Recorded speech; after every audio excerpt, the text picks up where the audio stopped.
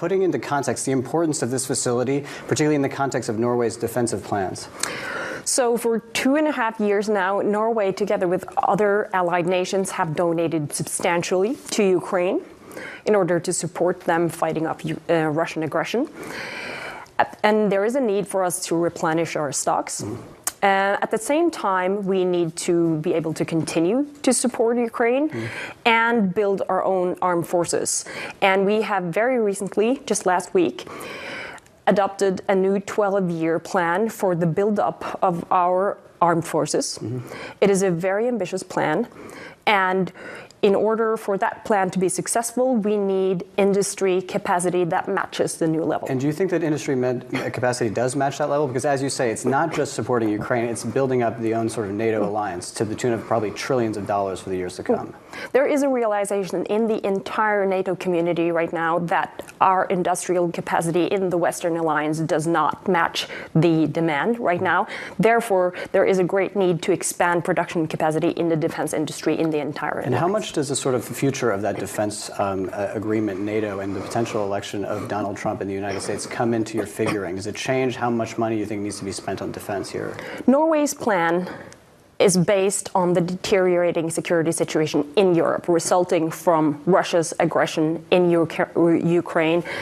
And we realize that Norway needs to strengthen our armed forces.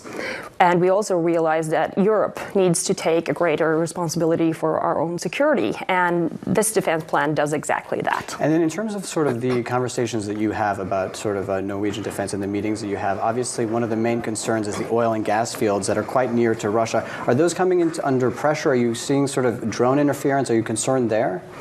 Well, the deteriorating security situation affects all of Norway and all of our security matters. So that is one aspect of it, but it is not the most important aspect of it. And in terms of one of the sort of, I would say, accidental beneficiaries of the war in Ukraine has been Norway, insofar as you guys are sort of the main provider now of oil and gas to Europe. Do you think that there's a greater obligation that Norway has to actually do even more in terms of securing European collective defense?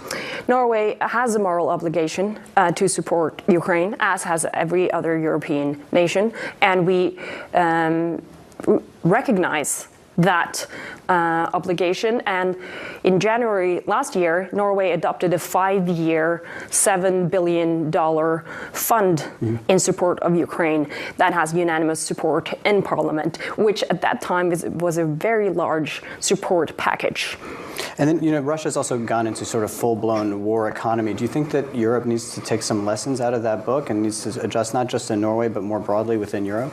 As I said earlier, there is a realization in the NATO community that we need to expand our industrial base in order to be able to meet the current security situation and the needs in the alliance. And Norway has taken its part, among other things, by doing this, expanding our missile production, and I think it's important that other European countries expand their production as well. And this also just trying to understand kind of strategically the areas that you're trying to strengthen within the military. Where are you allocating those resources? Is it sort of more naval, or where are you looking at the threats? We are making substantial investments in our maritime forces. We are renewing our entire surface fleet, as well as investing in more submarines. We are also making very substantial investments in air defense. We are doubling the number of NASAMS batteries and also investing in long-range air defense systems.